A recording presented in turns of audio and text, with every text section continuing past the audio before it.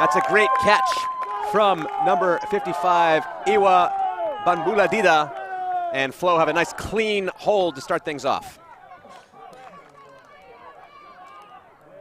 So my name's Ravi Vasudev, and we're getting our things together here. Scoreboard's getting fixed. My commentator, Stefan Rapazzo, coming in, clearing his throat, getting ready for this matchup. Steph, how you doing today? Holy moly, Ravi. We're making too many things happen in too short a time here. That last game went down to the wire, extended our ticket. That was a great one. Excited to see this one. I had to run off and alleviate my biological duties there. Just caught the tail end of that first point. But what a day, Ravi. What a day. This one looks like a very wonderful matchup. The Polish stronghold and mixed here, Flo.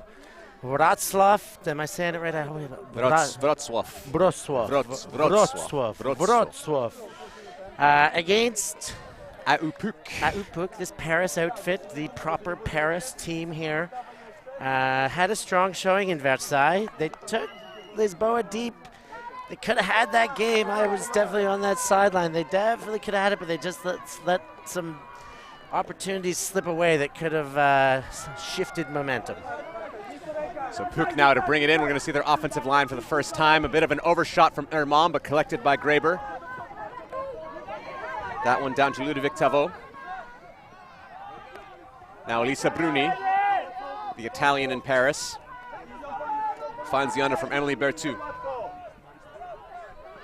Scott Graber, currently living in Jordan, came back just for the EUCF with his team. Commitment. He's telling me that the Frisbee scene there is not so great. Shot to goal for Bruni, and that's going to be overshot.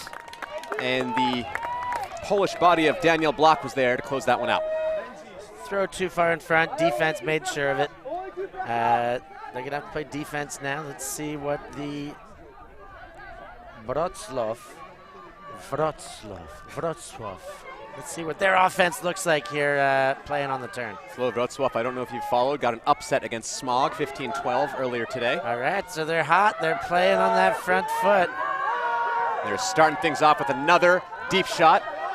There's going to be some time, but a little bit of pressure off the bobble. Smalgoreta. She hung on to that, holy moly. Czaplinska with the score. What a point there from Flo as they go up 2-0. She wanted to smell it a couple times first before she caught it. Let me catch it, then I'll give it a sniff in front of my face and then catch it again. So yeah, great stuff from Flo. I heard from them. They are Polish national champions this year. They won the Eastern Regionals, EUCR. They got 5th at EUCF last year. They got 5th at Windmill this year. So they're really a strong mixed outfit that not many people rate that highly. But I was always saying that they're, this pool, people are talking about Salzpils, people talking about Chut, people talking about Smog. But Flo is a team. I played them last year at the UCF. Very athletic. Wrocław has a huge Frisbee scene. They've got teams in all divisions. And here, the only one that made it from the city is this mixed team. So maybe a bit more centralized into one place. And look at the smiling face there off of Czaplinska after that catch. She realized she got away with it a little bit there. That's Maciej Pajak with the throw. Oh, right off the face. They call that a falcon in Australia when you get the ball or the disc or anything off your head and then, well, whether it's collected or not, it's a falcon. Ball to the head. Nobody ever wants to have a falcon. So see the O-line come out again. Graber centers to Aldermall. He's a member of the European Ultimate Federation Board, doing double duty here at the UCF, playing handler. Obviously, this is primary objective. Playing is number one duty if you wear many hats, or else your team won't want you. A little bit of stagnation here from the stack. Looks like a horizontal-ish formation, but eventually things get moving. Disc now in the hands of Ludovic Tavo. That one, a little bit of miscommunication there with Graber. He wasn't happy. Tavo's throw a bit behind him. And Piotr Saderna makes sure that that one goes to ground. Flo with a chance to get their second break of the game. Now we've got Daniel Block to pick up. Nice option here from Flo.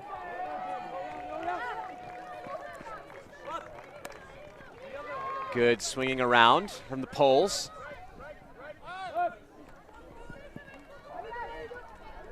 AUPUC always a little step behind. All the cuts have been with a lot of separation. The great athletic power of this Polish side, as there's a stoppage of play. Disco back in the hands of Wojciech Pajak.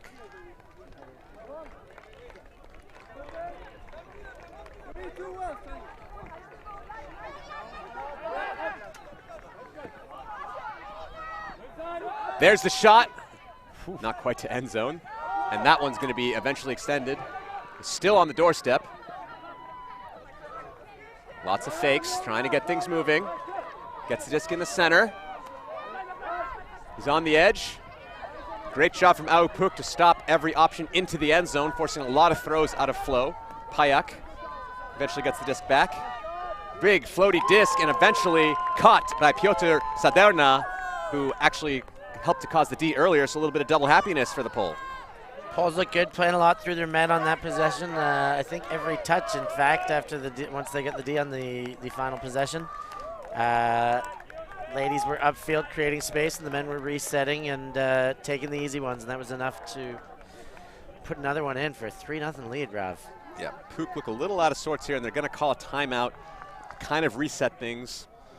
It's a tough position to be in. You start down 2 breaks and not, like I said, they did a lot of good to stop the end zone option, forced a lot of passes, but weren't able to generate pressure on the disc and on the resets. Yeah, Puk in a bit of all sorts here. They're going to have their hands full at this tournament for sure. They'll be able to swing with most, but they're going to be playing, athletically speaking, trying to play a bit of catch up with their opposition. They got a bit more experience, maybe. They may have some very good chemistry. The club's been around a long time, but I think athletically, sprightly bodies, that's where the other teams may have a little step ahead of Puk. I think it was something like 15-8. They lost to Fritz earlier this morning, so they're on the downside of this pool. Anybody pick them to win the wooden spoon? I can't comment on that, Stefan, not on this broadcast. You want to keep your friends. But in case you'd like to hear about that, maybe you should check out the Eurozone podcast, ltworld.com/Eurozone. Also can subscribe on any of your podcast apps or on Spotify. You'd be silly not to. I love listening to Ravi and Liam chew the fat about everything that's happening in this continental ultimate scene. It keeps me caught up. It keeps me entertained. I love your foolishness and your seriousness, everything you guys put on that show. It's wonderful. I appreciate the kind words, Stefan. It's been a great morning so far here at the European Club Championships. Lots of close games. I just called the Universe Point game. You just called the Universe Point game. We're getting all the great games on stream here. We're doing it for you back home, everybody, so make sure you give us some love back. Do the liking and the sharing and the commenting and, of course, subscribing. Do all that. Reciprocate for this kind ultimate we're providing for you. This one's on YouTube, so you're getting this one for free. Don't have to be a Fanscape subscriber. Of course, you want to catch all the best action. Gonna have to subscribe to get both fields, but share this link around. Let's try and get European Ultimate out to as many people as possible. Scott Graber collects the centering pass to start things off as Flo come out in a bit of a zone. We have all female marks on the handlers, all the men downfield, so we'll see how that plays out for Flo. Trying to put a lot of pressure on the dumps. The females actually playing person-to-person defense on the dumps. Nice creative defense here from Flo, but so far not really stopping Aupuk. Almost a hand on it there as Zuza Przyjęcka puts a lot of pressure and eventually causes enough pressure that the next pass goes to the ground. Cheeky throw by Grappin. So Flo now with a chance to extend their lead even further. That's Alexander Chizril with the disc. There's the big shot for the end zone. Is it going to work out? No, that's Manon Coyne, the French mixed national team player, getting the D for her team there in the deep space. I had the pleasure of having her in the commentary seat at the qualifiers for the men's-women's divisions. She joined us and gave a wonderful bit of French insight to our broadcast. Pleasure to do some games with her. Pleasure to watch her knock away some Ds in the end zone, too. I had the pleasure of playing with her at the Bourg d'Oisans tournament a few weeks ago. What's that tournament? I've never heard of it.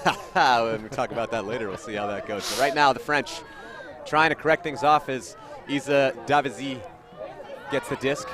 And that's just a little bit out of sorts and eaten up there by Darius Urbanic. Davizi having a tough point. Urbanic centers the pass to Jakub Wroclaw, one of the leaders on this team. Wroclaw now with the disc in the center. Gets it back to Urbanic. There's a deep shot from Urbanic, and that's perfectly placed into the end zone for number 32, Paweł Milanovic. And Flow keep their lead going. Flow looking really strong out there. They're a step ahead, both on O and D. When they're playing D, they're taking away the unders very effectively, and it feels like the catch-up speed's there. I don't feel like there's much of a threat when, I saw Grappan in the Southern Regionals dominating when he played the game to go against the Sharks, and every time he had it, he was threatening, and it looked really, but against this defense, they're just faster. They're the athletic that just doesn't look like it's there when the under's taken away. Yeah, I said I played the EUCF last year with the Wizards, and we actually played against, in our pool we had Flow, and we also had SE6 and Erdferkel, which were the two finalists, and we actually played closer to Erdferkel and SE6. When we played Flow, they completely shut us down, so I was surprised. I think those SE6 and Erdferkel had more intelligence about the game, a little more structure, and a little more patience, but athletically, Flow is way stronger than both those two teams, and we'll see. They've been growing after that opportunity. 5th place last year. They're trying to do better this year. They got a tough pool. Yeah, well, they look way stronger than UPUC right now. That is for sure, even though we got all the French supporters back home watching this game, throwing their support to UPUC, I'm sure. I'm hoping a few members of Révolutionnaire, the women's club I get to coach from Paris, I'm sure there's a few watching, enjoying this game, cheering for their crosstown rival. We see a bit of change. Some of the D-line players for UPUC coming on now. Bruni has it, gets it up the sideline to Godicho. Eventually finds Tavo. Nice shot up the line to Bruni. They are getting shots into that sideline of the field. Flo doing a good job of forcing them there, but so far they've taken the options. Aldermal takes an under, playing in the cutting space for a change. So good with the disc. We'll see if she can make some magic happen in the first UPUC score on the board. Instead, she goes with a swing around to Saig. Saig finds Godicho, and finally PUC finds some magic to score 4-1 now. On the boards. Had to work for that one, Bruni. I'll give a big catch for her on that sideline up above her head. And good poise to reset the disc. Get it back into a stabilized end zone position. And PUC get to walk away with this goal here. We're going to see PUC come out with their D-line for the first time since the first point. Last time Flo's offense came out on the field, they scored with real ease, actually. The athletic difference just very apparent. Let's see if they can keep it rolling. They won't be so bemused to succumb a point if they can come straight back and score another quick one.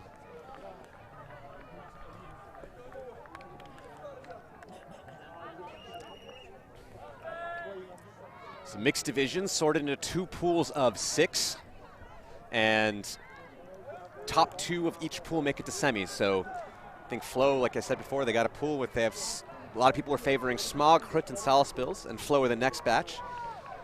Flo got rid of one of them, took down Smog, and we'll have to see if they can take it against the young Dutch or the young Latvians. And big pressure on Smog. We'll see what the pressure does.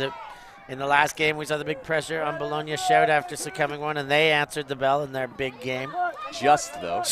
Just though. By the hair of their chins, if you would. Special gets the disc in the center of the field.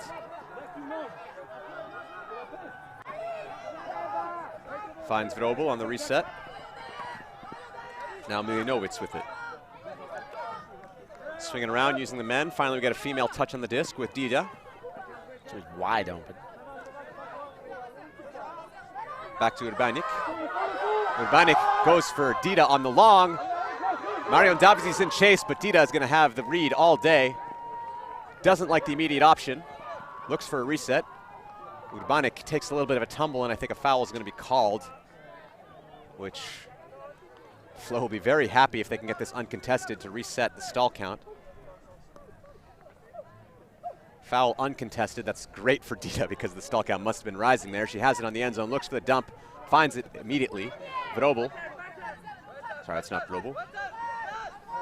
That's Special. That's Vrobel. Special goes for the angled shot. And that one caught by Milinovic into the end zone, and a score for Dariusz Urbaniak, his second score of the game. Makes it look more dramatic than he needed to, but emphatically whips that hand around in a windmill to make sure of it and to spectacularize it a little bit. Got to have some fun out here. They're up 5-1. They've earned it. They've earned it. Spectacularize all you like. Now, you know some of these PUC players quite well. What do you think? I mean, maybe they're just outmatched athletically, but is there something they can do to change things up to bring this a little closer? How do you off-balance an athletically weighted advantage, right? So you got to do whatever you can to favor the veteran-savvy game. So you know, slowing it down is the first thing you say. You got to make it go sideline to sideline, slow your offense down. Don't resort to hucking right now. Try and keep their defense on the field for as long as you possibly can and grind out the goals. They're tough right now because there's so much pressure to hold the deeper into these holes you get, but trying to do it the fast way is a Band-Aid solution. It's only going to work one small moment at a time. They do have to stick to the long game and try and let their legs and their decisions win them back on the board.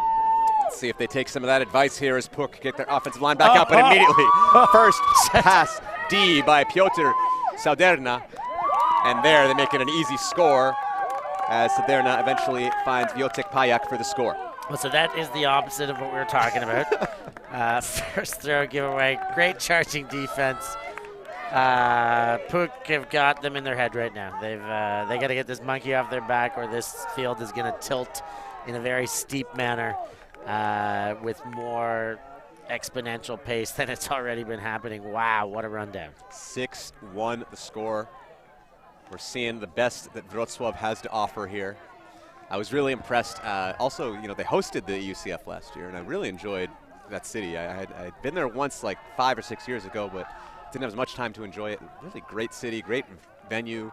Great event we had last year. And maybe now a bit, you know, less pressure on them. I don't know if they were involved in hosting at all, but maybe now they can just get out there and play. But it's great exposure for a city to be able to host, and they had the World Games, of course, that features our sport, the biggest stage for Ultimate at the moment. And then they had EUCF, and then they did EUYC recently, and so they're getting these events. So there's more people coming to watch and give some interest to it, which is great news because they're getting more people to play, and their program's getting stronger, obviously, with right this moment being the peak of their showcasing abilities for themselves.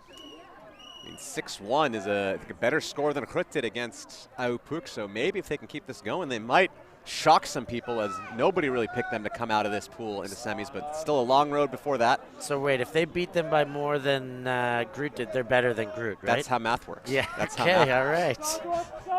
Giffard gets it to Bruni, and Bruni just about collects it, puts it a little bit long there for Tavo. Tavo's got it on the doorstep. Can PUC make a little bit of a cleaner offense happen? Tavo finds nothing in the end zone. Eventually gets the hammer to Giffard, and Giffard collects that one down. Under pressure from Flo, but he makes it count.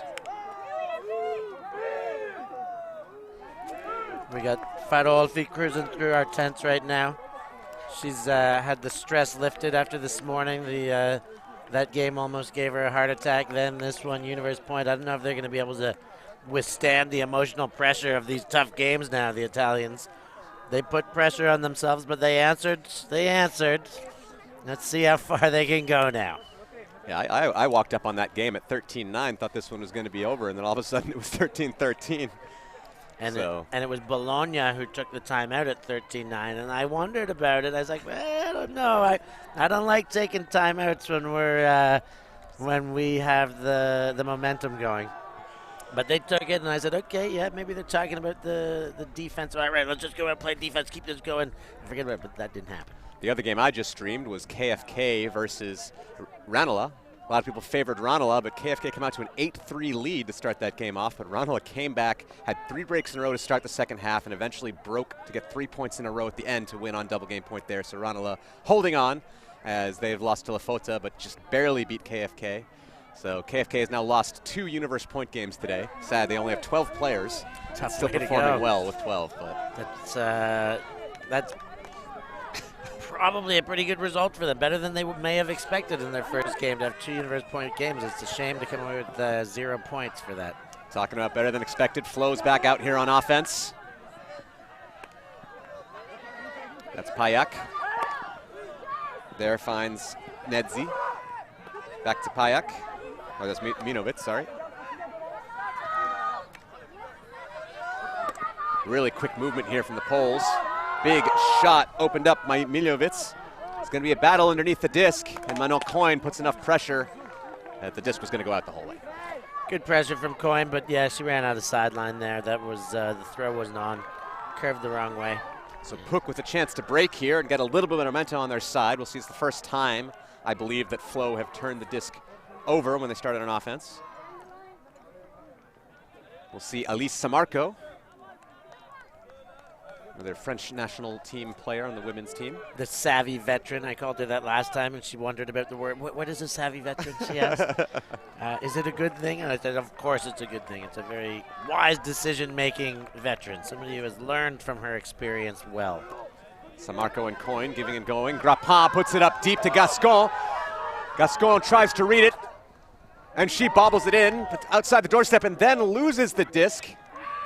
And it's just a turnover. I do not understand what happened there. She caught it on the bobble. She seemed to, she was ready to pivot and throw and ended up letting go of that one. Hands, face in her hands there. Unfortunate. Not happy with the result of it. Let's see if she can get the D to make up for it now. Vrobel finds Special. Back to Mijanovic. Special. Now eventually finding Dida. Dida gets long. Can she read it in? But no. Sirwail cannot read that one. And Puck will get another shot.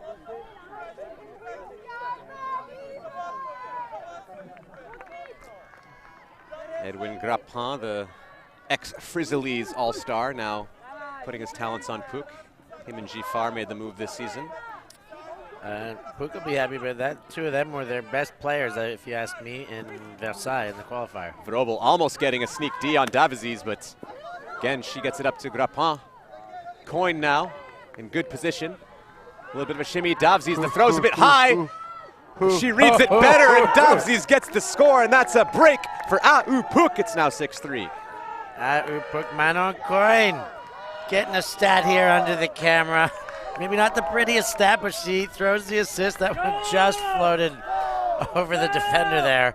I thought the defender was going to gobble it up and spit it out, but he just missed it, and just enough up and over to clear the defense there and land in safely for the break. We see great mental fortitude here as we see the replay. Marion Davies, there's 2 Davies on this team. They are twin sisters. Not identical twins, I don't think, because they look pretty different in stature, but Marion Davies, one of the 2 twins, getting the score for Puck. So that's a break. They got 2 Ds there on Flo. They're going to need a bit more than that still, but Hey, it's a good place to start. Yeah. It's a good place to draw on.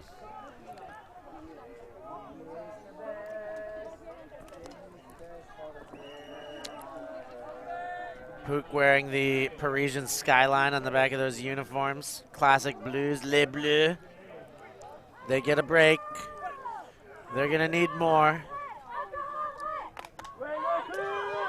See how Flo answers Ravi. Binda starts things off.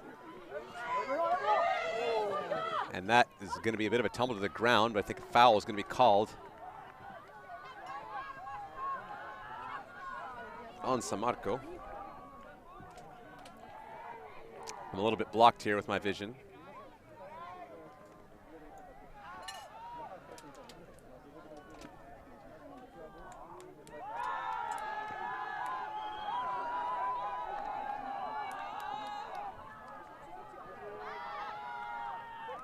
A little bit of a conversation. Okay, they were going to get the view.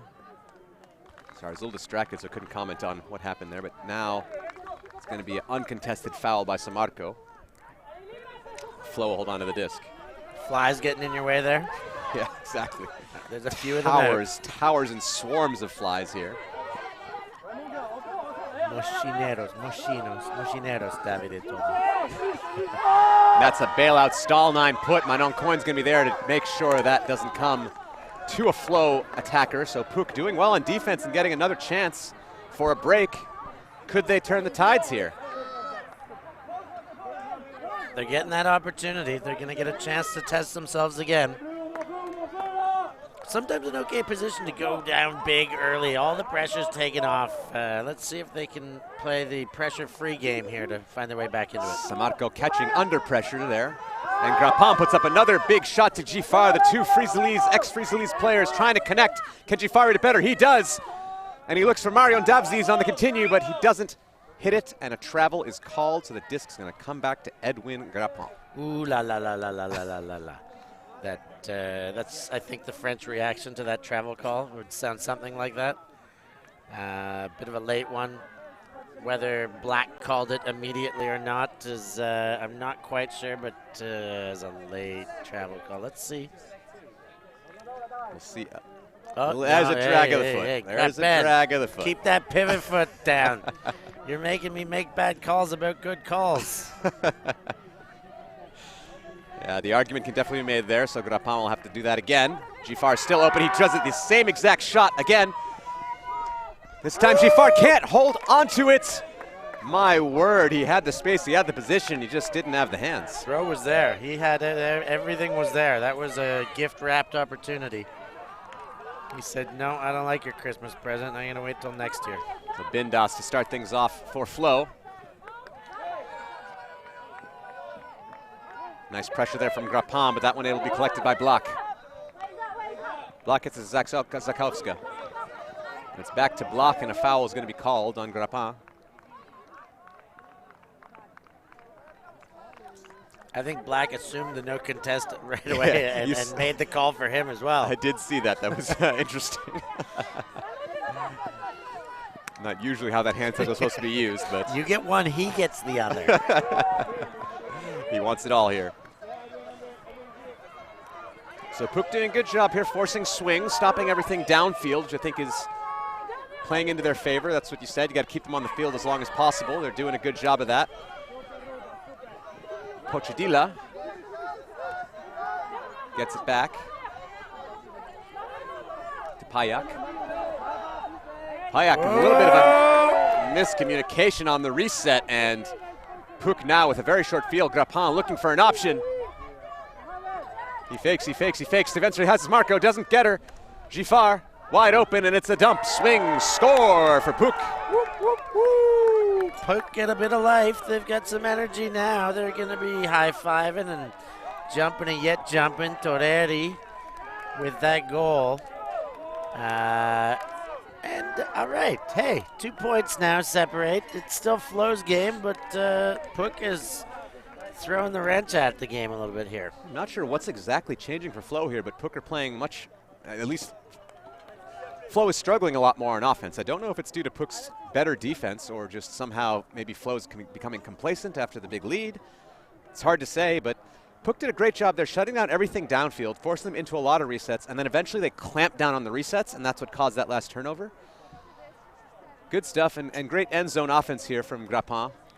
You see him fake to open up that space, and then Gifar's wide open for the dump swing to Torrieri. And good patience. Everybody was expecting Grapan to throw that goal, so the defense were all stopping his cuts on the open side. And as soon as he moved it, he put a lot of people out of position. So Puk 6-4 all of a sudden, and this is a game we got here. Not so boring anymore. I thought this one was going to be over quite quick.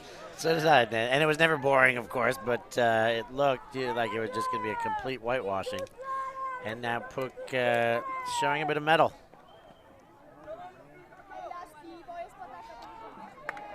Edwin Grapan back out there to pull for Puk. As their D-line's trying to go on a bit of a run. That's 2 breaks on the trot, 3 in a row. And we'll see if Flo can stop the bleeding. Milinjovic gets the first under. Urbaniak Gets the reset. Puck's still doing a great job of forcing them into reset spaces. Not much up the field. That's a nice round break over to Dida.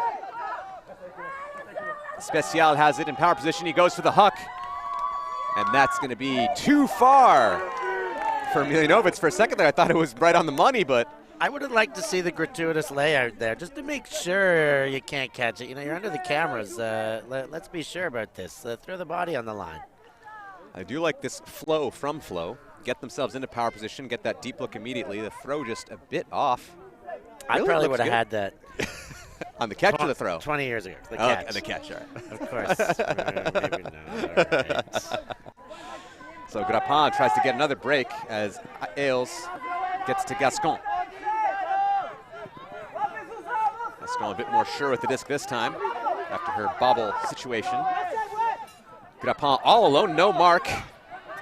Get it to him again.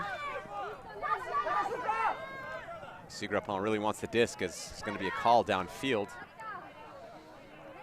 Seems to be a pick.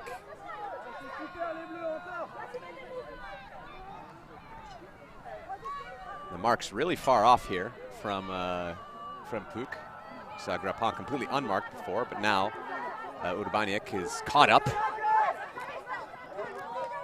Grappin finds Gascon again for the under. She's doing a great job in the cutting space, trying to blow the flies out of her way, and that's going to be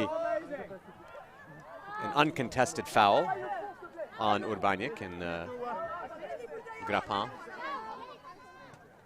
I think in this case when the offending party calls the assumed foul and the contest before it happens, it's okay. That's all right. We'll give him that one. Grappin tries to find Samarco. She goes to ground to get it. Moving around, she's lots of pressure, but that one taken in. Injury. An injury is called. Looks like Zuza Brezniska. Something went down on her catch. You're going to see Samarco have a nice catch to ground. High pass goes up. See the attempted D. Looks like she twisted her ankle there. Didn't really jump up because of it. Yeah, ankle for sure. Something happened there. Medic, uh-oh. Those are the words we don't want to hear, but glad that we've got them. First responses coming. So I think we're going to have a bit of an injury stoppage here. So I think we're going to take a little bit of a break. We'll be back once this clears up. We hope that everything's all right on the field. We'll be back shortly. 6-4, Flo still up. Puck with the disc.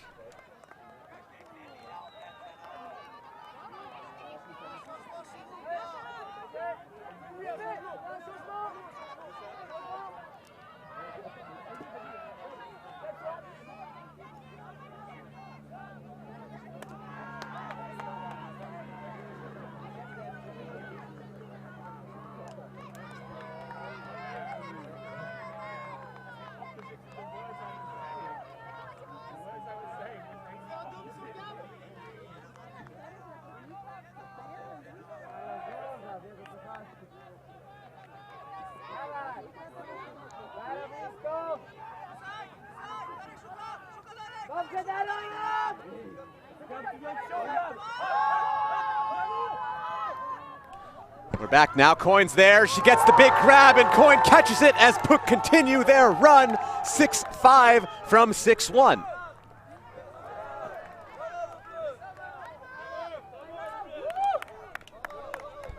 Heck of a run out of Puck. They have chosen to not go away, and in fact to do quite the opposite and start bringing their form right now. They are answering the bell. Coyne with a spectacular finish to this point.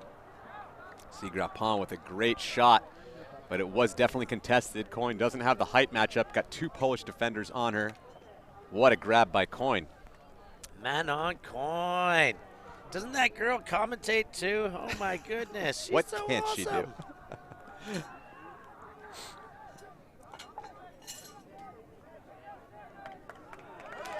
So I'm curious, Stefan, there's a timeout here, probably by Flo. They're deep in break train territory. Can you tell us a little bit about how the rest of the pools are looking right now? Well, We're going to do our best, Ravi. We've got Putti sitting on top of the world. They're undefeated thus far. They're plus 19 in their plus minus. They are looking the goods because, the rest of this pool. We've had, Smog 2 is the only other undefeated, which is not expected. Hashlika, Erdferkel, and Deep Space have 1-1. I'm not quite sure of who they traded with. So I know Deep Space beat Lisbon on Universe Point earlier today. That was on stream. And Erdferkel lost to Putti, so it must have been Erdferkel beating Deep Space, which is not good for my picks, as Liam picked Erdferkel to make semis and I picked Deep Space to make semis. So bad news for Ravi right now. The only thing that you guys were sure about was that Leftovers was going to be at the bottom of the heap, and there they lie. In the other division, everybody's only played one apiece. Groot, Salaspils up top, up front with, this game in action, of course, now. It's all happening in Pool N as we speak, and Puck have just made a claim to making this an interesting contest. Very interesting contest now. So Grappin going back out there as he's been involved in almost every break opportunity that got. Also, the Puck got the sideline mascot by the looks of things. It's like a duct tape made plastic shovel or something. We'll have to get to the bottom of that, Ravi. All right, Flow now coming out on their offense, trying to clean things off as they're in a deep hole right now. Still with the lead, though. Dida has the disc. Dabzi is almost there for the defensive opportunity, but Suzvel does it well. Urbanejcek, defended by Grappin, eventually finds the reset and the dump and swing around. Miljanovic buys Urbanik. Urbanik gets this throw to Dida. Looking a bit better from Flo. She looks and shoots for the end zone, and Flo finally stopped Puck's run, and they hold on to their lead. They're up 7-5 now with the clean hold. They needed that. Boy, did they ever. They were making it far too interesting, letting Puck storm back into that one with that big run to follow up.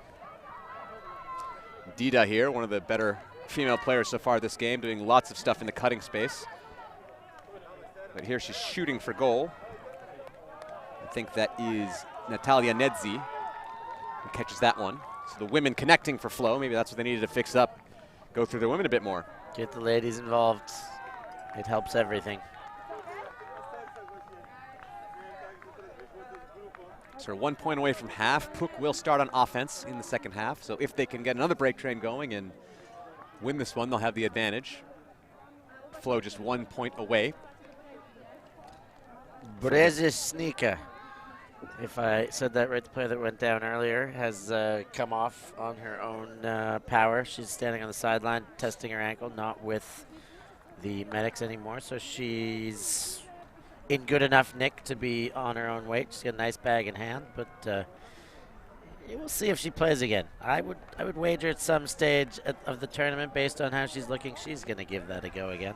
These ankle ones are tough, though. Sometimes they feel okay right away, and then it gets worse. Sometimes they feel really bad right away, and they get better. So yeah, we'll hope for her. She'll be back on the fields later on this weekend, or maybe even later on this game. Oliver Mall to get the Puck O-line going to Graber.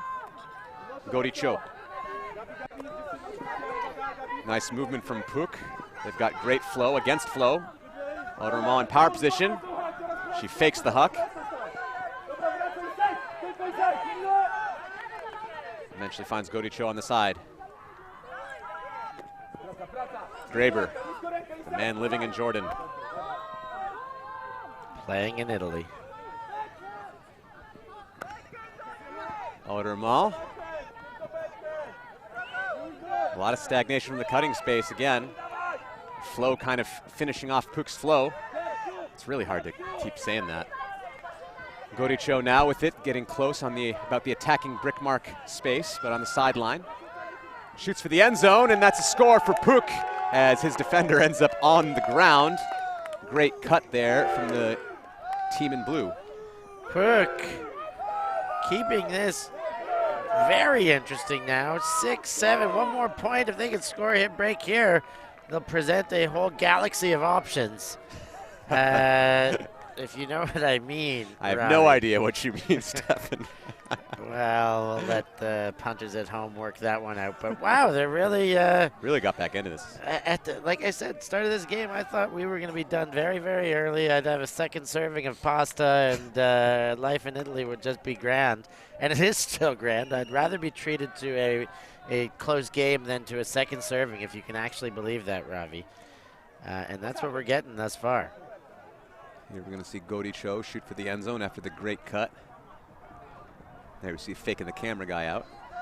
And that's Loic Esteve with the goal.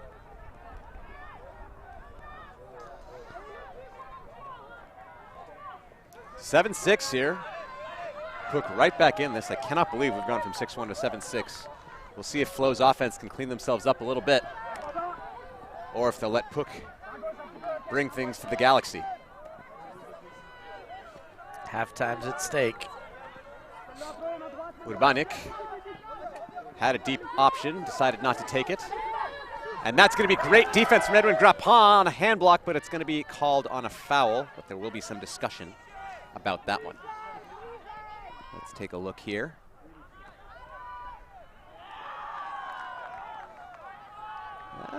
Did the disc leave his hands or not? It's really tough to say. Really close, even on the replay. Yeah. He definitely read it well. He knew the throw was coming. It's so close. I know my opinion is I don't like the call. I think that's a turnover. That's he's asking for a bit too much. There it is one more time. Oh, I think it's a contested yeah. foul. Tough angle. We can't be clear. There we go to Chaplitska. He gets it back to Urbanic. Urbanic finds Special. Special goes deep to Chaplitska. She's wide alone, but the throw is too far, and Puk have a chance to go to Galaxy. Just what we all wanted. She would have had to put on a Superman cape for a greatest attempt there. She was wide open early. If that throw could have been on a wire, got there a bit quicker. Fast laser huck, that's a goal. Manon Coyne saved by the throw there as she was burned deep. We'll see if she can make another fantastic grab here for Puk to bring themselves to even, which I would not have expected. It was 6-1, but not only 6-1, it seemed completely one-sided as well, you know? 6-1 with heads hanging, commentators talking about the athletic difference between teams. Like it was a lopsided 6-1, as you said, and now it's not. Giffard with a great under. Grappin and Giffard finding each other time in and time out. Isa Davzis finds Marion Davzis, and she puts up the disc for Grappin. Can he hold on to it? Nice read, but it's not. It's going to be D'd up, and Grappin is going to call a foul. I think he retracted straight away. Retracted foul. So Flo gets to keep going. The Davizis connecting with each other, but not with the rest of the team here. Milinovic finds Urbanic. Dida.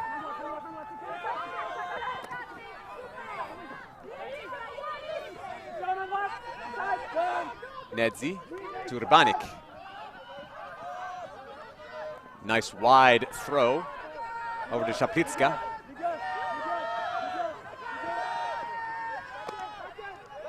Urbanic now looking for an option, puts up a bit of a bladey throw. That one collected by Nedzi. Nedzi with a big swing to Urbanic. Grappin tried to put on pressure, but Urbanic holds on. Special. That's Nedzi again. She's been getting open on that spot. I think that's the third time she's had the disc in that exact same position. Nice throw up into space. And it is going to be, foul is called. Special. I don't know exactly what the call is. Maybe he's calling for a dangerous play here. I think he stops his run there because Samarco is in that position. But if he could slow down, you're allowed to bail out and call dangerous play, but this is where the rules get a bit tricky. Oh, do they ever? Like, it's tough to say that San Marco was not fair to take that position because he was there. I don't think he was there for. You've seen that blindside cut go wrong many, many a time. I can understand that sometimes it goes that way, but No, I think call is retracted here, so Puck will get another chance to bring it to Galaxy Point. I like the call. I like the retractions. You're right. It's a tough call. Like when you have to stop to save your face from getting smashed potentially, it's tough to do, and you think that there's no other option. But she did also just have. She had that space because she was a step ahead. The throw was a millimeter off. Grappa now finds Giffard in the under. Giffard famous for his hairstyle. And that's going to be a bit of a miscue, and I don't know if Paweł Milanovic got a hand on that or not, but either way, Flo's got to get a chance to take half with a very short field. Maybe the famous hairstyle got in the way. Braid block. Braid blocked himself. Special is going to be the one to pick up. Vertical stack formation. We see they try to do the Moses play. Doesn't work out, though, and Urbanic has to get the reset. Lots of fakes, but nothing upfield. Puck's done a really good job at shutting down end zone options. The Scuba's going to be there. Did he hold on? He did not. He did not. That is down, and Puck will get another chance. I thought it was up. Timeout right away by Grappa. It's a good call. He said they've had 2 chances. They've squandered both of them. Let's not make a third of it.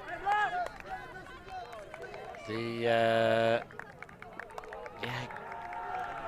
couple careless errors there by Puck. They worked hard to get it back. A couple ugly ones on both sides, actually. That Scuba was not very pretty. There was a hand block there by Paweł Milanovic. Very similar to the hand block that got called back on a foul that Grappa got earlier on in this game. Yeah. Puck giving it to them. Letting them have it.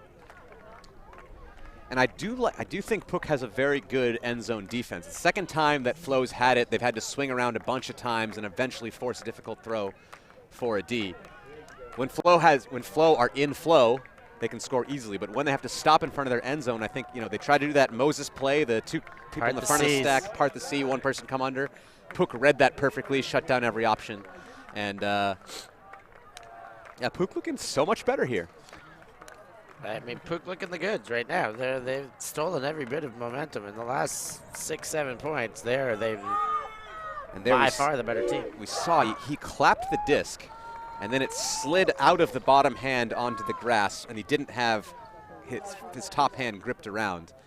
So fair call there. That was a turnover. Here we are, Ravi, our smiling faces, enjoying this day in Carole.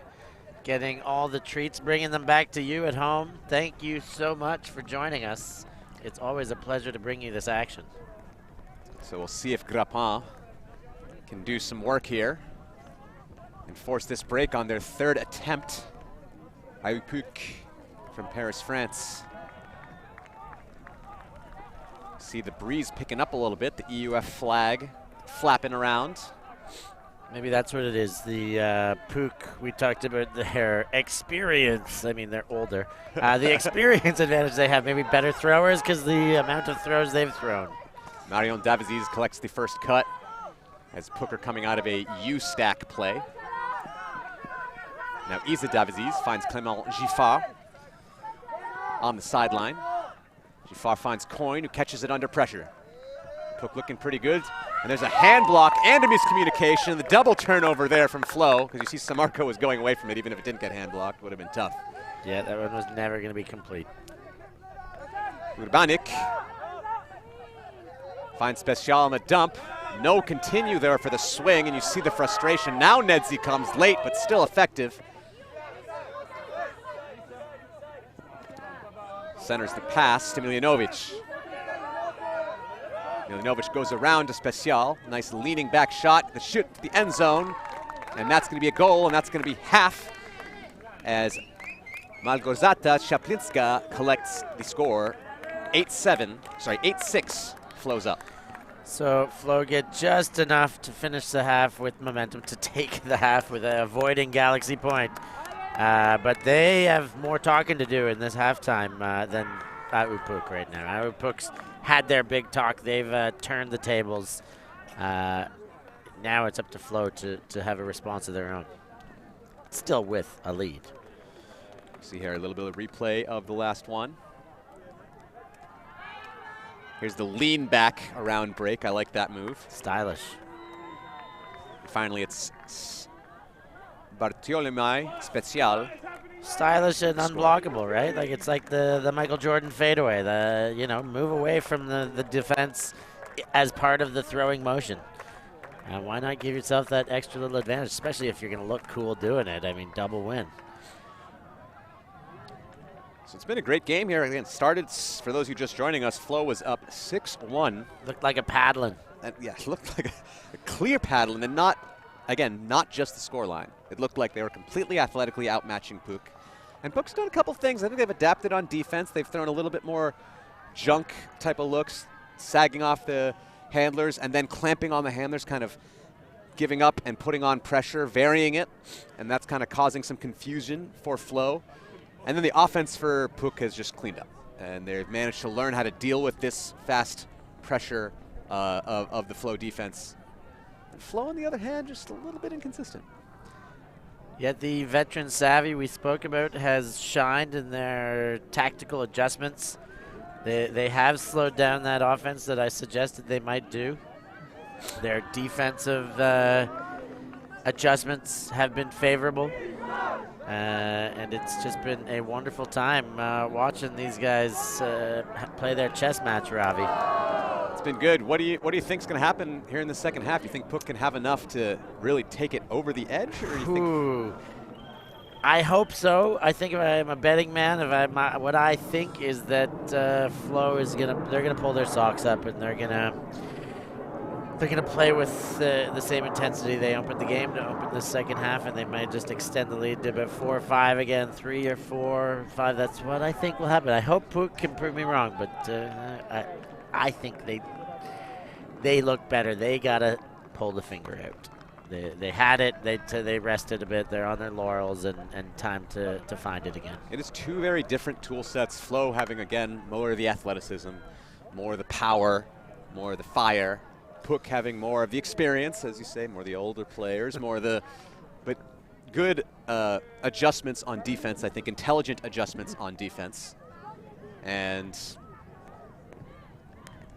we'll have to see how that plays out. I think if Flo can clean up their consistency issues, so on the negative side, Puck's missing a bit of athleticism and Flo's missing a bit of consistency, and one of those things is easier to fix than the other in one game. Yep. Easier to get the consistency with already athletic players. But if Puck could win this game, that's going to really throw this pool for a loop, as Flo have beaten Smog. Yeah, that's a big steal. Huge scalp. No, that's not. That's a scalp and an achievement in itself, but it's also like a table messer. Like, it just wrecks everything. With, like you say, Flo already getting the benefit of an upset. These 6 pool teams can always have that going on. One more opportunities. So we're back into play here as Puck start things off on offense. Scott Graber finds Godisho. Godisho's been playing really well in the first half for Puck. Elisa Bruni. The Italian stallion finds Tavo. Tavo resets to Graber. Graber to Bruni again. Godisho was open on the deep, but Bruni didn't hit it. Olderman. Olderman with the around break to Graber. Graber now on the sideline. Wins a blow-in shot. Puts up a big bladey shot to Godisho. Is that one going to connect? It does. Great shot from Scott Graber, and the kick spike to finish it off. Great kick spike in the end there. Beautiful play by Puck.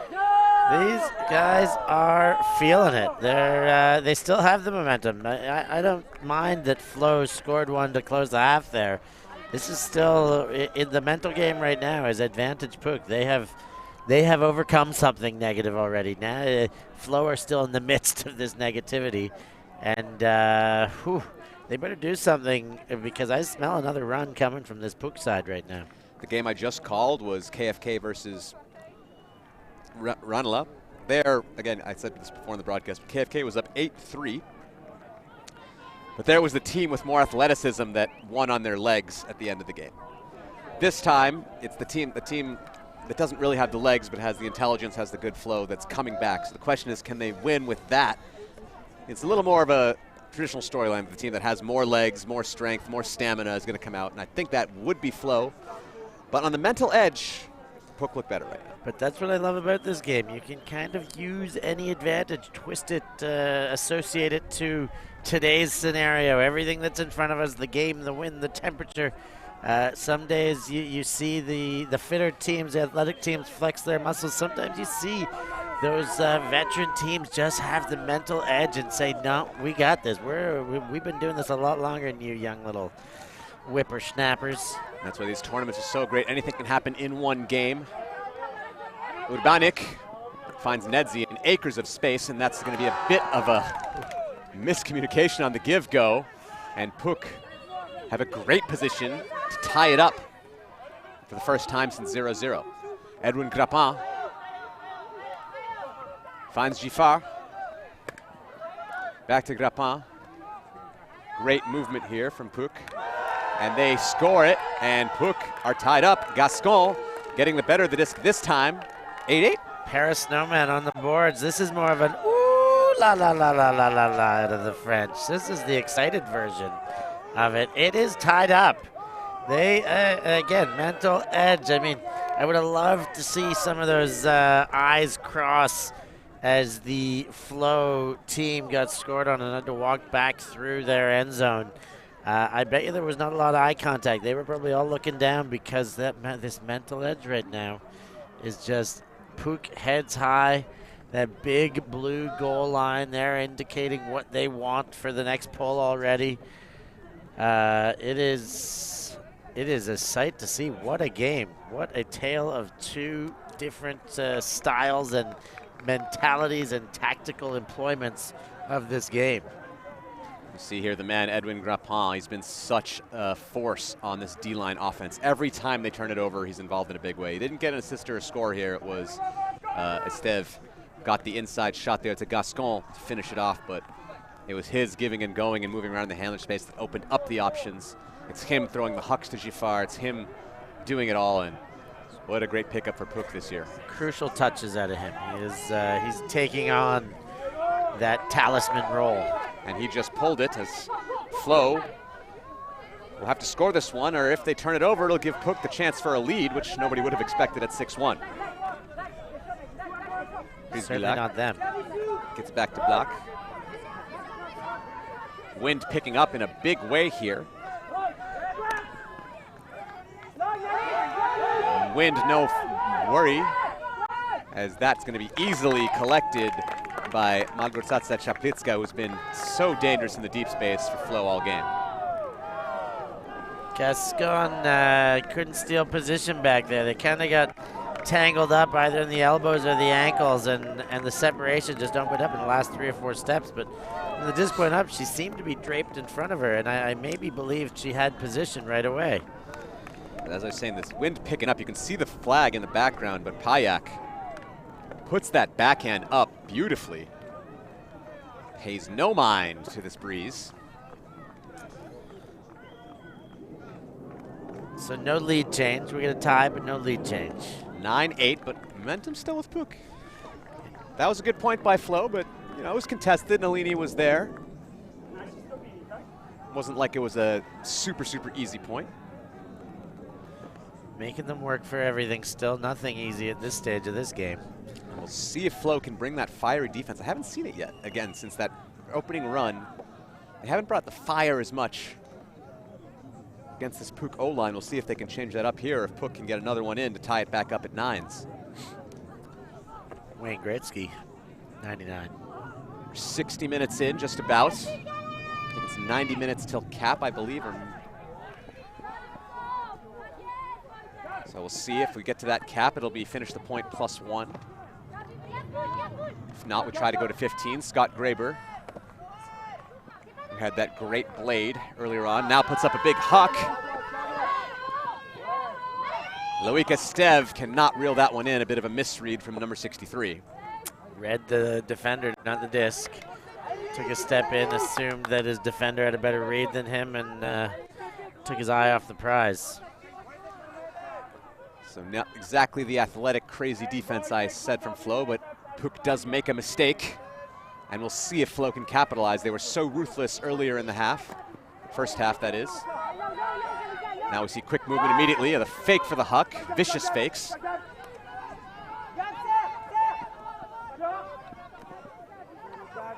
See there, collecting the under and immediately dumping it back. That's the type of player that does not want to throw, or maybe isn't allowed to throw up the field. Prochelka looking for an option. Graber trying to stop the dump space. And Graber doing a great job there to force that bad throw as Puk.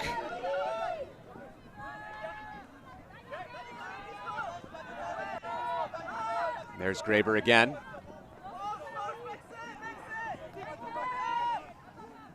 Nice grab by Godicho.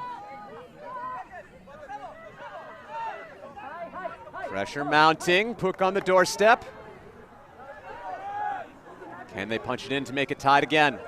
Godicho tries to find an option. Oh, no. Very aggressive shot there by Puk. And that one's not going to work, as I think Flo are going to be calling a timeout. Whew, not the cleanest point here, Stefan. No, I was about to say, who's that momentum with? Because I thought Puk were walking another one in there. They let it get away. The throw to score was forced in, kind of pelted at Godicho there. But they looked good up until then. Their defense was stifling. They got it back, gave themselves a chance. Unfortunate turn, I would say, that they're giving it back on that shot for goal. One throw out of that sequence was just had a bit too much. Otherwise, wow, they have all of the momentum. What has changed for Flo, though? I mean, looking at this game, yes, Puk's had some defensive adjustments, but again, Flo was so much more athletically dominant. How have they not been able to find a way to use that weapon? Yeah, it's like they lost their swagger. Like they believed it at the beginning that they were the more superior athletic, like, yeah, we got these old guys, no problem. And it's like, oh, wait a minute, maybe we don't got these old guys. They're doing stuff with their brains that's making us slower and less athletic or something. They've got these superpowers. But it seems like it's all upstairs. It's all confidence. The shoulders are dropped. The heads are a bit dropped. I think if they just start, yes, we're the better team here, guys. Come on. Back to our game. Let's play our game. Let's pretend they're just random opponents with blue jerseys on and play our offense. That they're capable of just taking this game over. They are capable. But Puk are doing everything to make it look like they're not.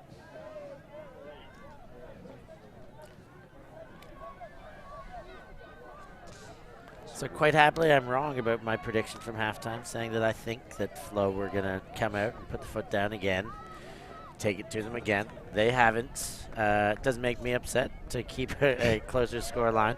But again, very early stages of this second half. This is a long point of it. There we see Manon Coyne smiling for the camera. She's been playing fantastically this game for Puk. Particularly that end zone grab. There's a big shot deep. There's going to be a lot of bodies underneath it. Who's going to come down with it? Oh, great defensive effort by Ludovic Tavo to get the disc back for Puk. It was in the air for an eternity, I think.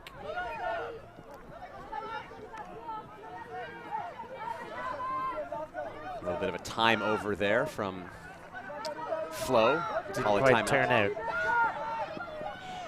Tavo has Bruni in the dump space, but eventually goes deep. Graber, the handler, goes downfield, and Puk tie it back up at nines. Wayne Gretzky, 99. Wow, wow, wow. Puk. It's the mental edge. I think they're going to win this game, Ravi. That's what you feel right now? Right now, I feel like it's unshakable. Flo's at a stage where this is unshakable now. Prove me wrong, Flo. Let's see what you can do. But the energy I'm feeling, it feels like the time and time again now. Every point or two, it's advantage, momentum, blue. That's what the energy. That's what I really see as different. The body language of Flo. They don't. The swagger, you said it before, but they just don't have it right now. It's gone. It's like a distant memory. Like your childhood summer camp. Where has that swagger gone? I think the wind may be affecting things a bit. That deep shot hung for an eternity, probably affected by the breeze. So though they have the legs, it's not working out. 65 minutes into this game now. Time not quite yet a factor, but I think at 9-9, 25 minutes to play, we'll see. I think we're going to probably still get to 15. So your prediction right now is to 15 and with Puk.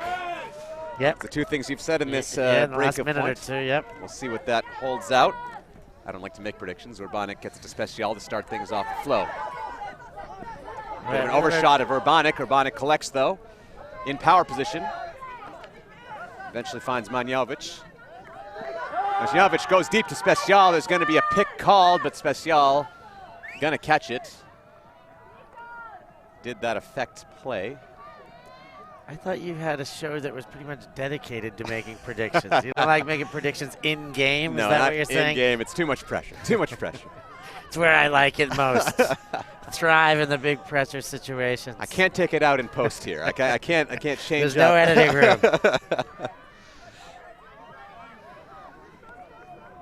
So that was a great shot by Flo, but it's going to have to go back. Going to have to do it again.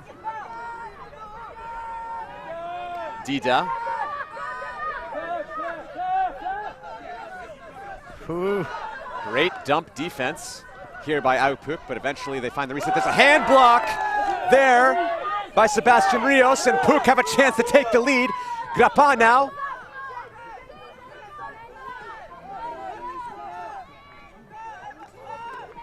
Dumps it around, continues to Gascon. Gascon's in the end zone. Rios, the man with the hand block. Can he get the double happiness with the assist? It's going to be a bit off thrown and right to Samarco's hands. That's incredibly lucky and weird. They practice that play all the time. Make it look like an accident and throw it to the stack. So essentially getting kind of a timeout out of this. I'm not sure exactly where the stall's going to be coming back in. Maximum 6, but I don't know where it came from. I see 0 or 3. He's got the kind of fist around with 3 fingers up. I don't know which. Could be either of those. It's either a 0 or a 3.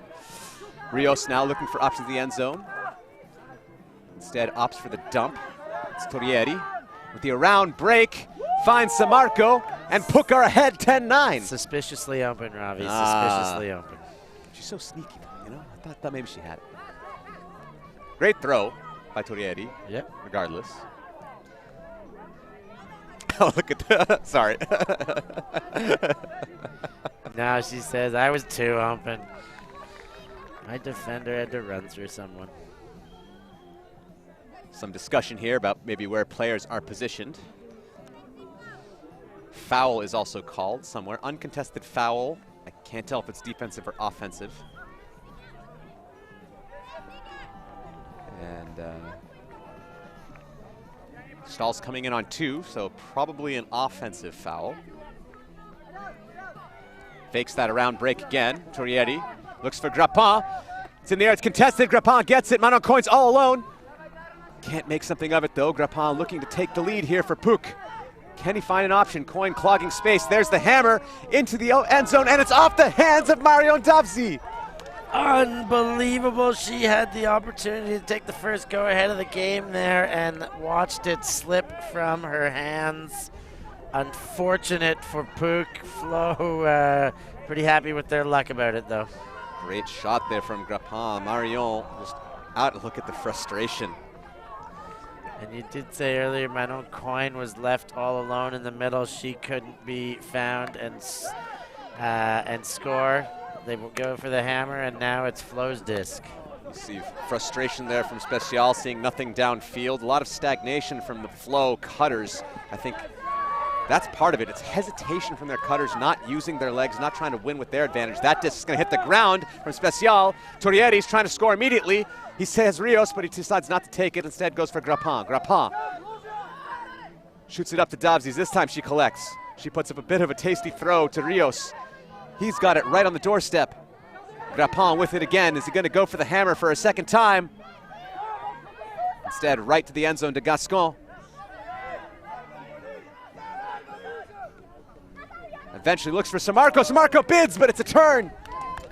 Grappin there clogging the dump space a little bit too much, I have to say. He ran and just kind of stood back there. Demanded it and didn't get open enough. And then Gascon had to force it up line there. There was a gender mismatch somewhere on the field. Gascon had a male mark on her, And they didn't wait to find the other side of what might have presented a different advantage on the receiving end. And that one goes to turf and throws away. A lot of turnovers this point as Puch are trying to take the lead for the first time this game. There's a disc up to Nedzi, and that bounces off her hands. Teams exchanging mistake after mistake. And if Puch doesn't score this one off of their third red zone opportunity, that'll be a tough pill to swallow. They find Gascon, they find the lead. It's 10-9, Puch. No tough pills to swallow this time. Those are gel caps, easy to pop down, barely need a drink with it. They finally take the lead, 10-9. What a time to take it. I said it 2 points ago. I said it last point. I'll say it again, Ravi. They've taken everything. They've got the momentum. I just can't see Flo taking it back. Again, come on. Prove us wrong, Flo. Show us there's something left. Gascon stomping 2 feet down on the happy side of that goal line for the go-ahead. It's been 2 breaks that Puch have got in this second half. 0 breaks from Flo so far. And they're not trusting their legs. You see it in their cutting. They're cutting, like, I think Puch are playing a nice, smarter defense, trying to shut down options, but Flo has to just run through that with their legs, and they're not doing it right now. 9-3 is the run when you do the math backwards. 6-1 was the opener we talked about that was outrageous. 9-3 is as impressive as 6, not quite when you do the math and the ratio, but it's pretty impressive after having to concede such an unsavory start to the game. Grapan going right back out there. A lot of these D-line players are still hungry even after a super long marathon D point. Hey, Grapan's not leaving the field this game. He's not on the D. He might leave on O. Okay. But he's not leaving on D. Unless there's some snipers up in the top corner somewhere trying to take him out. Nice movement from Flo. That's what I gotta say, movement. That's the not Flo way of saying that. Payak gets to block. Jifar trying to put pressure back to Payak. Around shot. Continues on, great grab there by Monika Zazowska. Block now. The high release for the score. Having some fun, making some noise. And Flo put another one on the board. It's 10-10. How about Zazowska there? She sent herself horizontal situation here. There we see the bid from Jifar. This is... There's the... Wow, that was a missed throw, but a great pickup. And as I always say, every fantastic throw comes on the heels, or every fantastic catch comes on the heels of a mediocre throw. And that's definitely the case there. Love those kind of layouts when you kind of switch the momentum of your run in the air. You kind of got to jump off the direction of your movement there. And they kind of account for some floppy-like landings, but they really open the body nicely for some good-looking catches. How about that laser of an I-O high-release backhand from Blockcliff for the score? That is a difficult throw to make. He's got the long arms to do it, but that's what you got to do. You got to use the talents that are given to you, to your ability. And here we see them. Look at that athleticism they showed. There's no one on Puch that can make a catch that high. There's no, there's no one that can, respond to those types of plays. They got to realize what they're good at, see if they can dig deep. But right now, Puch still with the advantage as their O-line comes out. It's 10-10, but since 6-1, Flo have not broken. So we'll see if the O-line can stay consistent. And as you said, Grapan on the bench. There's the mistake from Godisho, a bit of a high-release shot defended by Nedzi. Sorry, that's Raba Prizbilak that got that D. Payak. There finds the pass to Pojodlia. Next undercut by Anuriev. But it's always back to Payak every other. It's like throw to one cutter, get it back to Payak. Bloch now, who had the great high release throw the previous point. They seem to be stacking their lines a bit, keeping the stars out there a little longer. Inside throw from Payak, and there's the break, and Flo have retaken the lead. I hope Puk liked it while it lasted, but now Flo are back up 11-10. Yep, Flo responding those last 2 points. Now they're playing the more athletic game again. We're going to see that's an impressive inside shot from Payak, as he was involved in almost every other throw this possession. Eventually finding Sergei Anufriev for the score, which is a pretty Russian-sounding name. I'm going to guess he's from that country. Russia. Russia. So this is the first time I've felt that my prediction might be wrong. First break since 6-1. Yeah, so they have just, okay, they've taken back some of that momentum. With it, the lead. It's not over, but they now look like they're capable of finishing what they started. Again. But my prediction stands. I called it. I can't flip-flop. Puk's going to win this 1-15. Win it to 15 is the call. 76 minutes in, 11-10. Flo is up. Again, if Puk can win this one, it's going to turn this pool all topsy-turvy.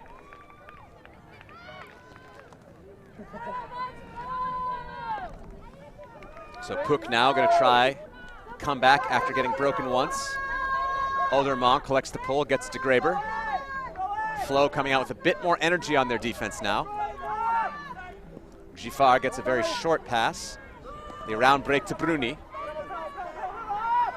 And that's going to be collected indeed by Wojciech Payak. Baited and stepped in front of you. He was waiting for that one. He saw it coming. I don't know if the Payaks are brothers. There's 2 Payaks on this team.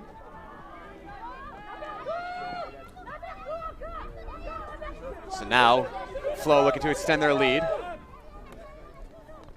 There's the other Payak, Maciek Payak. Shot for the end zone. Ladies trying to connect. Is it going to work? Yes, it is. 12-10. Flo extend their lead and start to use their legs a little more. A beautiful shot to goal. Chaplinska there. Didn't hesitate. Loved the option. Big step around. Outside in backhand. Well in front. Didn't try and just jam it straight to the receiver. Used the space in that end zone set. And now it's all Flo again. My prediction's looking tough. Come on, Puk. Here we go. Do it for Stefan. Jablitska, I don't know if my stats are exactly 100% correct, but she seems to be the stats leader of the game. She's been playing incredibly well. 2 assists, 2 goals to her name. That is a stat taker. Great throw there. Love it. A few other players with 3 stats this game, but she's the only one with 4 at the moment. 12-10, 70 minutes in.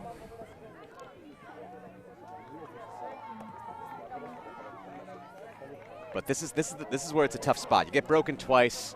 Puk is a team that uses their O-line. Yeah, but we see Grappin, Coyne, Giffard subbing in. So it looks like they're putting their D-line people back out there, which I think might not be the worst idea in the world.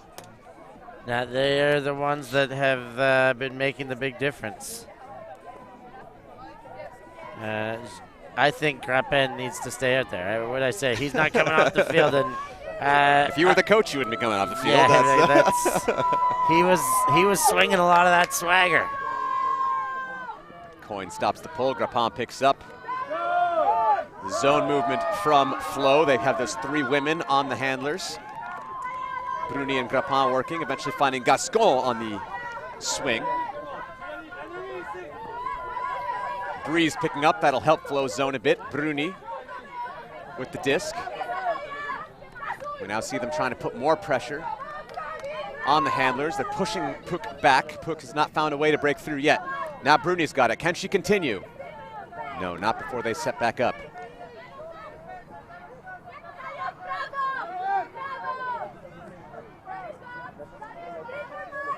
Flo will be really happy with this, just making them swing from side to side, hoping for a mistake. Giffard now breaks through to Bruni, but then no continue after that.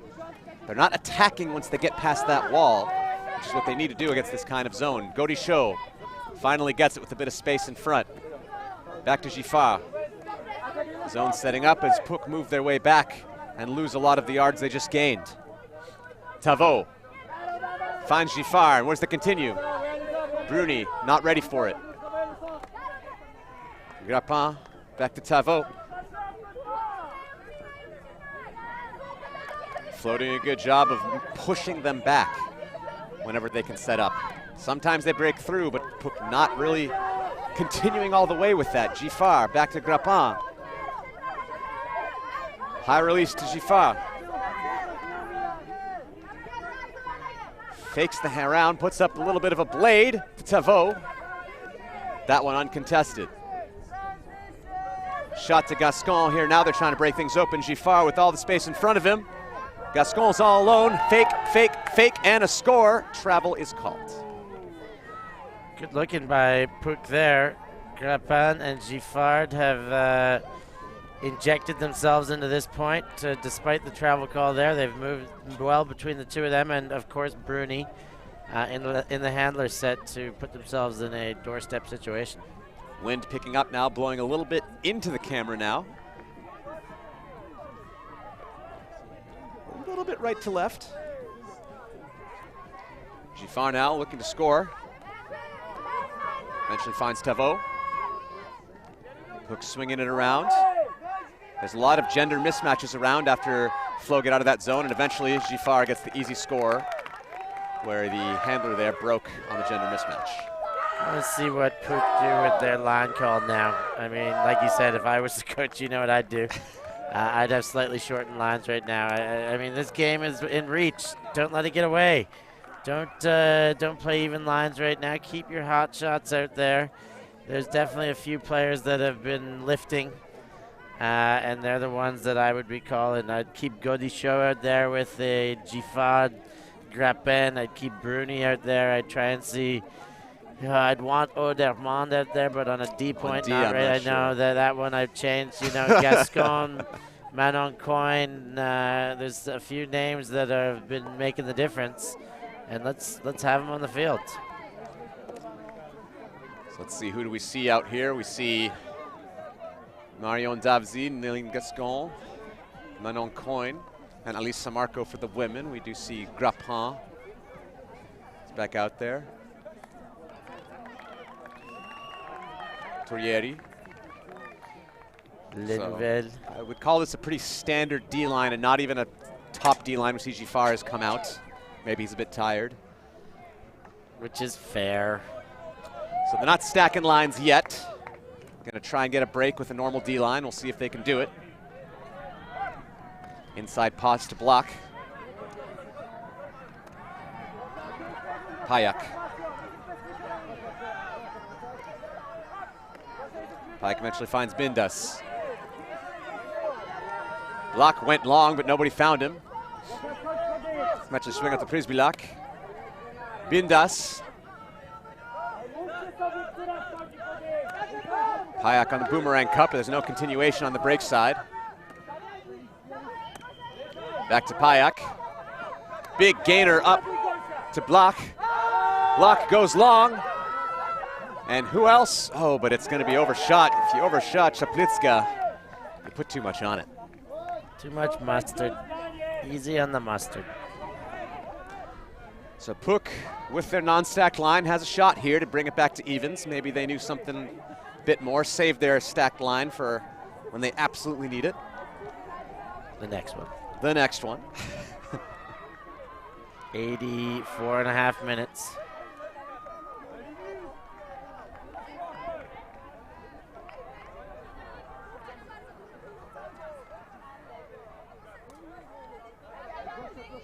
Who else but Grappin to start things off? That's definitely the right call. I think you'd agree. Big Grappin fan over here. Yep. Torieri. Nice inside shot to Grappin in power position, but no big option off of it.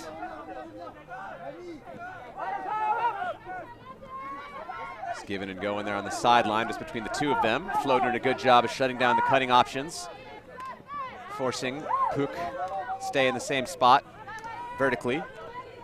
Samarco finally gets the gainer, and there's a pick called.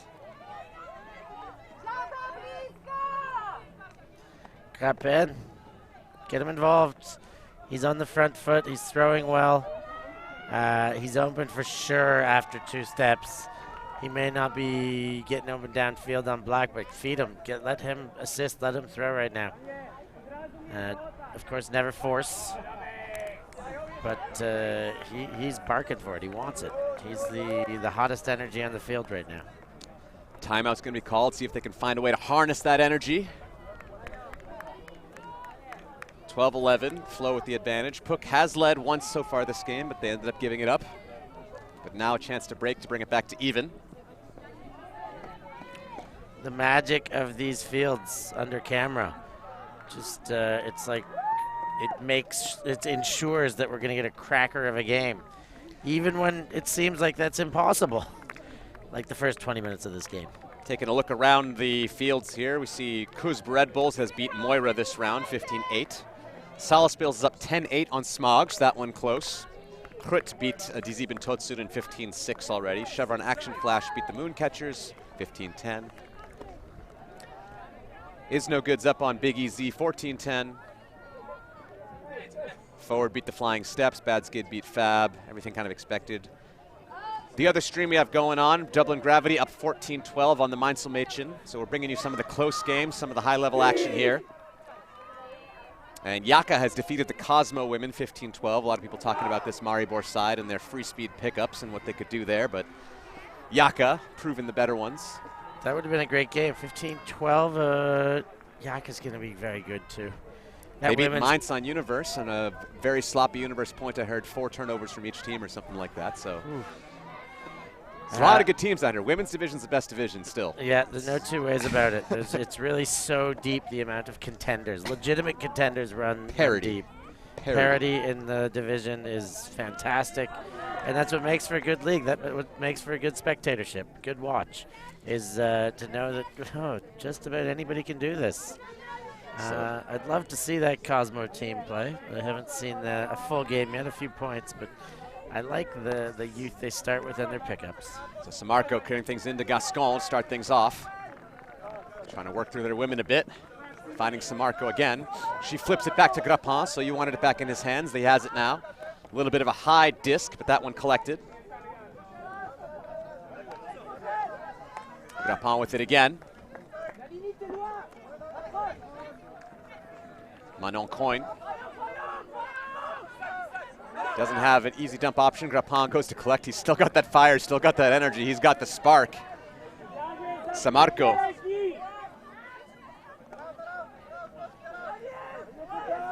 See, Grappin's waiting for the look. Eventually gets it. Centering pass. No continue on the break side, though. Huge gainer there from Coin.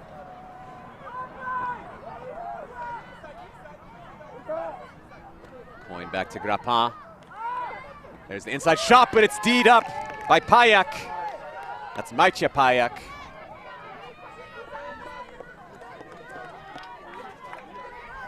And Flow get another chance to extend their lead. Maïtje Payak starts things off, gets it to Block. Block has Payak going deep, and he tries to hit him. Disc has a bit of float, but Payak reads it well. It's outside the end zone, though. Who's going to make the continue? No one's there. The stall count's going to start to rise a bit. Eventually finds the easy dump. There's the shot to no one, and Puck will get it back. Whoa. They got it the other way very quick, did Flow. A little rushed. Waited well for the dump pass, but the dump was coming from super deep, super dump situation. Tried to stuff it in right away, and a major throwing error there. So Puck lucky after Grappin really injected himself, but was the one who threw into the layout D there. Threw into the turnover at the end of that point. Sometimes when you got the spark, you're a little too hot. We'll see if he can calm it down enough, but not too much. Coin gets the first pass from him. Eventually gives it right back. And there's the shot from Grappin. It's going to blade into the ground, and sadly that one's going to go back to Flow. A little bit rushed. It's the right look. You want to be able to pull the trigger on that one. See the 90-minute mark go off on our clock. It's not the official game clock. Also think it might be 100 minutes, but I'm not too sure on that one. We'll have to see how things go. There's the around pass. It's 90 minutes. It's definitely 90 minutes? All right. Hannah looked it up during our first game, and I remembered. All right, so if this is correct, then we'll finish this point and add one. If Puck scores, it'll be universe, and if Flo scores, it'll be a game to 14. There's the shot, and that one easily caught by Zazowska. Women going back and forth with each other and eventually finding Payak, who has been so important to this team, and after a long, long point, Flo managed to score. So a game to 13. We think. It's not the official game point.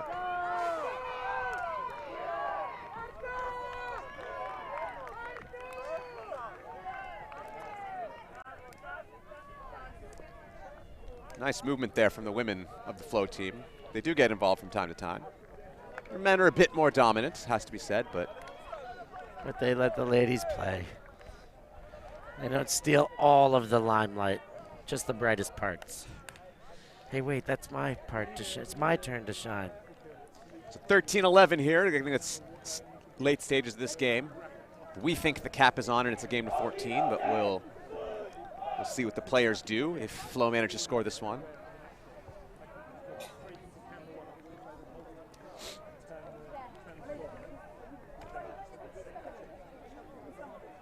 So sorry, our scoreboard's wrong there. It's 13-11. Flo's ahead. Scoreboard, Milan.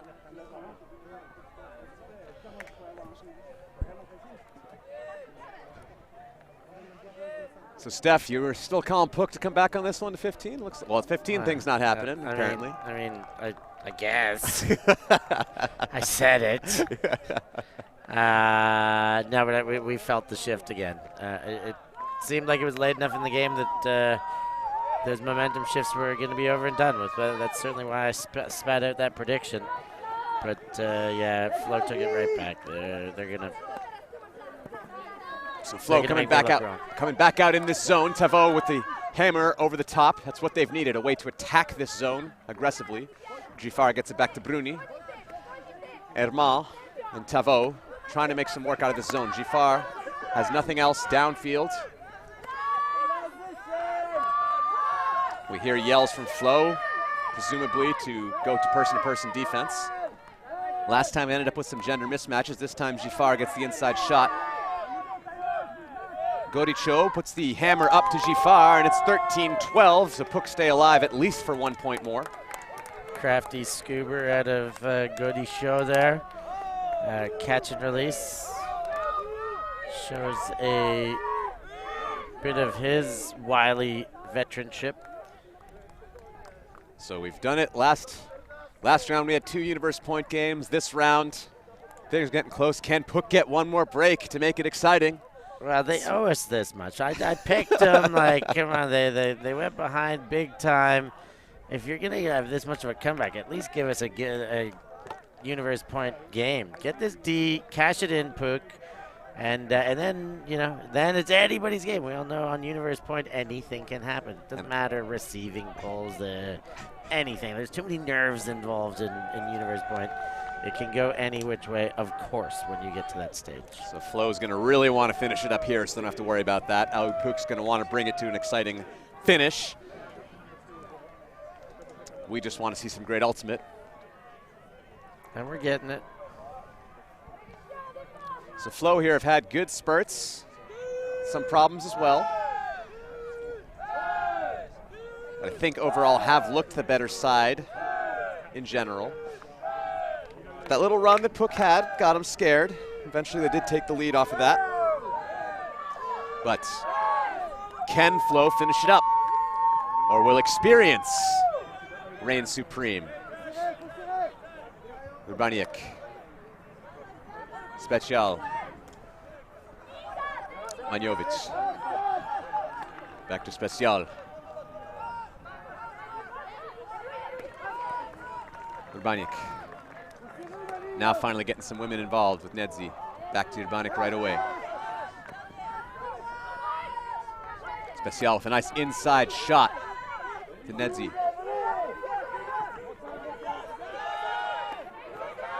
Flo with great movement, goes to the end zone, tries to finish it up. Is this one gonna count? Yes, it does. That is Alexandra Sirsvil with the score. And we're gonna check to see if that's game. We see the players shaking hands, and I believe that is it. Good game. Flo has won 14-12, Stefan. Great game. Puck did more than we expected. Going down as big as they did, they brought it all the way back. They made me a believer. I picked them. I said they did it all. The better team won this game. Flo was the better team. Puck gave themselves a really good chance to steal it, but couldn't take it all back. I think up next here on this field, we're going to have 3SB versus the Heidelbergschen. Heidelbergschen, a team upsetting Kuzb Shout, so you definitely want to get a look at them. Also on the other field, we got MUC versus Fui, two incredible games. So stay tuned here for FanSeat, YouTube, Ulti.tv. Let's finish things out for Steph Rapazzo. I'm Ravi Vasudevan. We'll see you guys in the next game.